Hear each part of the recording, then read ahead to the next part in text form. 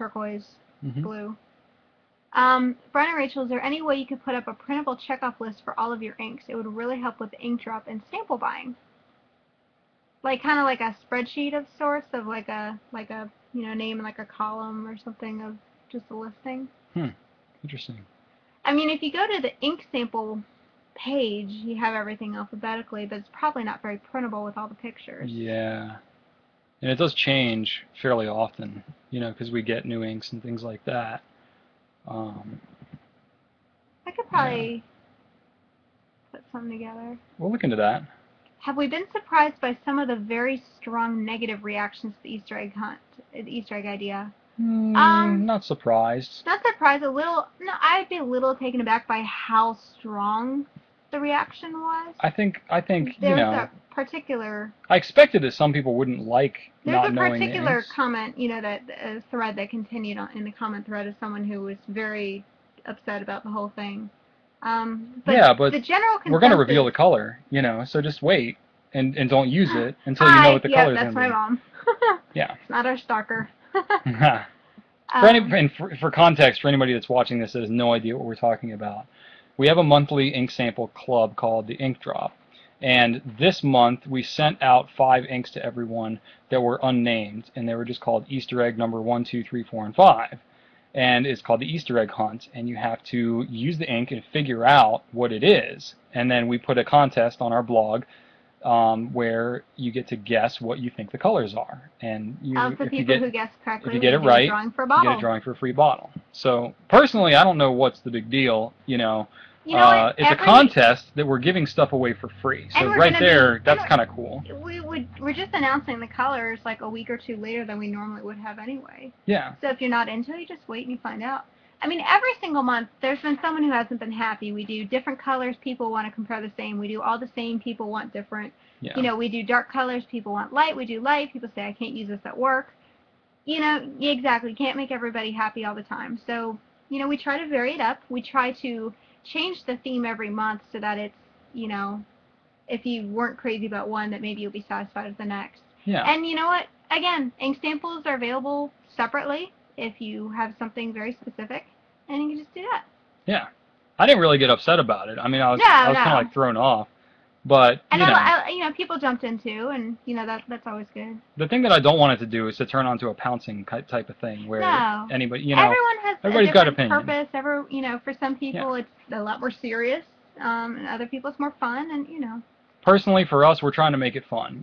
We put a lot of work into the ink drop, and try to keep the unbelievable. Cost down. Exactly. Try to keep the cost down so it's not something that you dwell upon, or if you're not happy with it, that you're like, oh man, I wasted all this money. It's it's a low cost. And yeah, exactly. And all we're trying to do is trying to keep things interesting and mix things up a little bit, and come up with new ideas all the time. So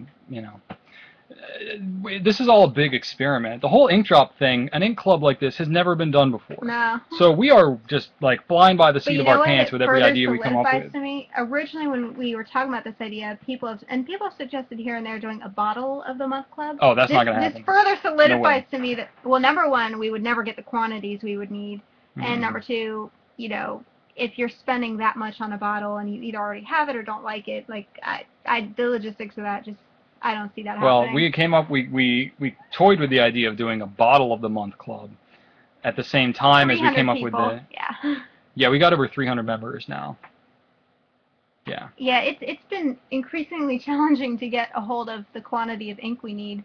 We're trying to work several months ahead of time, but then like new inks come out, we're like, oh man, we should use that instead, and trying to get, and we switch things around at the last minute, which is getting harder and harder to do. Or else something runs out, we're like, well, maybe we should use this ink for regular, and Honestly, the hardest part we've had with Ink Drop lately has been clearing our distributors out of an entire color of ink. Yeah. And we either have a hard time getting enough to do the ink drop period, or to get enough to then offer the ink at a 10% off. I saw someone said they haven't had time to play with all the samples. Can we call their boss and say they won't be in to work because they have to catch up with ink? And someone says, Pen of the Month Club isn't happening anytime soon. Oh my goodness. Yeah. We could do a preppy and send you different color preppy every month. Pen of the Month Club would be pretty tough to manage. $5. Yeah. Oh goodness. Time to start importing directly from the manufacturer. We do in some cases. But even that, Yeah. Start ordering Noodlers in like 16-ounce. No, even that wouldn't be enough. That would only go. What It's is a it? lot. It's a lot of ink that it requires these days. I mean, you Yeah. guys can do the math. 16 times. 2 mil samples, 300 members.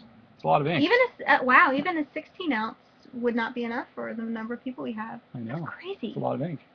So we're just going to keep on doing what we're doing. We're going to change the theme each month. Sometimes it's going to be all the same color. Sometimes it's different. Sometimes the prize. Sometimes the theme is based on the names of the ink. Sometimes it's based on the colors of the ink. Sometimes it'll just be whatever we feel like doing. Yeah. But what's cool is that, the vast majority of people are totally reasonable and understand and just have fun with it. There are some people that are extra passionate and want to express their opinions. Choice. Joseph's We just choice. lay out all of the samples and see which ones he puts in his mouth. Oh, that's pretty funny. That is pretty funny. He did enjoy we had him here and he gave him a little empty An ink empty sample ink vial, vial and he's yeah. just holding on and he's just He was playing with it. It was playing with the ink interesting. sample vial. We're introducing him early, getting him used to his future here. This is how you screw on the cap. No, don't eat it. No, just kidding. He does not work. Don't worry. Maybe what we'll do is pull up the swab shop and just let him and see which one he points to or something like that once he gets a little older. I don't know. I don't know. We'll see. Or we'll give him like a box of crayons or whatever we'll pick inks that match the crayons he likes or something. No, we won't give him basic. We don't give him any ink. That is a non-issue. Yeah, he's not even 15 months old now. Oh, speaking of flex pens, someone said, I want another 2 to 3 Noodler's flex pens since they aren't available right now. Is there a good substitute at an affordable price? And I will say the answer to that question is no. The next closest thing is like 150. But I will say the flex pens are coming soon. We talked to Nathan this morning, and he's about ready sometime this week to ship them off to the distributor. He's waiting this time. We won't say any numbers, but he's waiting this time to get more of a reserve than he's ever had before. Wants to make sure that we can meet all the demand that's currently there, as well as other retailers. We want to get our share. We don't want everyone else getting cleared out too. So they're making sure they can fulfill all the needs and stuff. Yeah. But they are coming. Did he say what the colors are? I will say the colors are different. They're going to be new colors. There'll be a couple new colors. They're going to be like the swirly colors. Mm-hmm. There might be a couple clear back in there. And in fact, there will be a couple clear in there because I know we have a couple. Yeah. What did I write down? He mentioned 3 colors. The Lapis Inferno, Vulcan's Coral, and Poltergeist Pumpkin. So, we'll see. So whatever those Yeah, the clear demonstrator, we'll have a couple of those. Now, I will say that they're going to be pretty distributed, and I don't know how many of each we'll have, but I am telling you it's going to be like last time. We list them, first come, first serve. They'll probably clear out quickly. I'm not going to say they're limited. I think we'll have more, ongoing. But he doesn't know when the next round will be or anything like that. He's having to do them all himself. So yeah. Who comes up with the names? Nathan. Nathan does. Oh yeah. Oh yeah, definitely. Brush pens from Noodlers. Any word on those? We have. He's working on about? the ones that he showed in his video a little while back. He's working on them. There is I don't think they're finalized yet. There's a new pen he's working on that's bigger. It's heftier. And I heard even maybe come in a flex. I don't know. Then he's talking about rollerball, and then he's talking about fountain. So, it was Nathan. You never know. Someone did ask. He is going to be on the broadcast next week. We're going to be doing a phone interview with him. Mm-hmm. And I'll tell you, you can ask questions, but he just kind of talks on, where he feels led. So I think we'll probably just let him talk. Yeah. We were thinking about taking questions and stuff, but he's really only going to have about 20 or 30 minutes to talk to us. He's said he's probably going to be bottling ink at the same time that he's talking to us because he's literally that busy. So we're pretty much just going to have him on the broadcast and let him talk about whatever he wants to talk about because his time is very valuable these days. And someone asked, should we pre-order? We don't do pre-orders for the flex pens because, again, we don't know how many we're going to get. We would hate to take your money and not be able to fulfill. But we do have an email list. If you go to our website, go to the flex pens, pick any color because I'll email everyone regardless what color comes in, and click that email me when back in stock and just sign up. Then we'll email you when we know it's coming in. We'll give you a couple days notice. We'll give you an exact time and date that they're listed online, and it's first come, first serve. Yeah. And someone said, okay, off topic, do you plan on getting 50 ml or 250 ml bottles of Pelican inks? We can do any of those special order. I can We're not going to carry them regularly, though. No, we won't carry them regularly, but especially the 50 mil, because they're incredibly expensive. The 50 ml? Incredibly. Relative yeah, to the 62. It's those special bottles that look like the J.R. Bond ones. The 250 are pretty they're reasonable. Very expensive. Yeah, Sid bought some. I had someone else buy some recently. It only takes like a week or two to come in if they're in stock. So, just shoot me an email if you're interested. We could do that. Yep. Any ballpark idea on when we may post the Flex pens? Well, if they stay on schedule, let's say he ships by the end of the week or early next week. They go into the distributor next week. I imagine it'll take a couple days for them to sort everything out and divide it up among the retailers. So we're looking maybe 2 weeks. I would say early 2 weeks from now, or no, 2 weeks. Yeah, because this is early. So 2 weeks from now is when I would guess. I know I've been saying 1 to 2 weeks, but like we talked to him, we're pretty sure. He told us how many he has, how many he's gearing up towards in order before he ships. So about 2 weeks. There's something else along those lines I was going to talk about. I mean, his other pen that he's working on a music pen. He's working on the music pen. The larger pen. Oh, and he also said that expect to see lots of new colors come out over time. Oh yeah, he was telling us about the resin that he uses for both the Flex pen and for this new pen. This bigger pen he's developing. Yeah.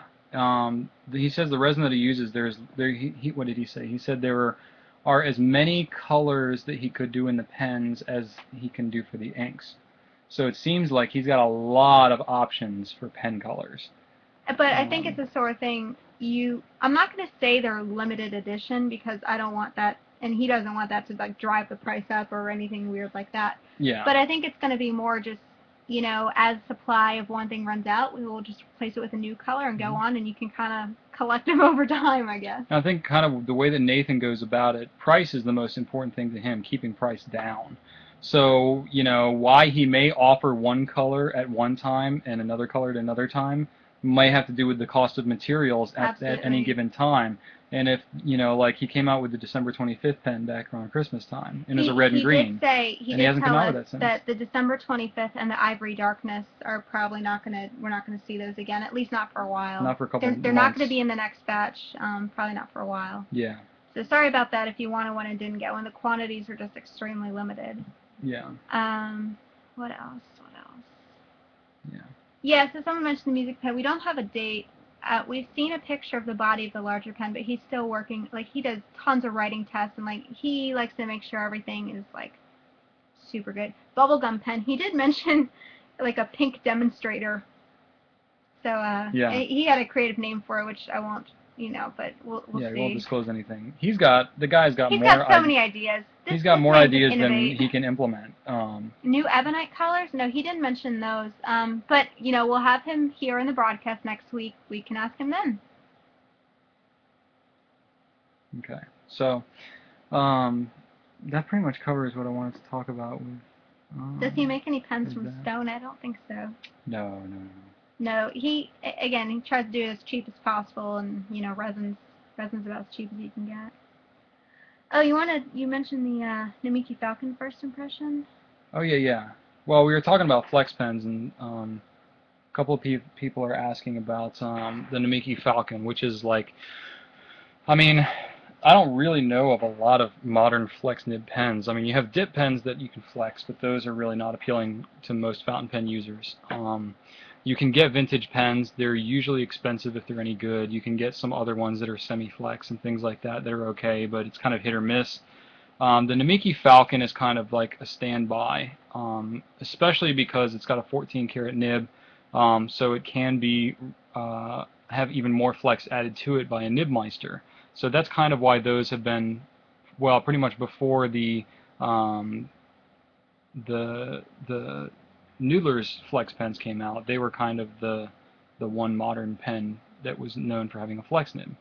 Of course, since the Noodler's flex nib pens came out, everybody's kind of been going nuts for flex nibs. Of course, they're not available often enough, but that's we've talked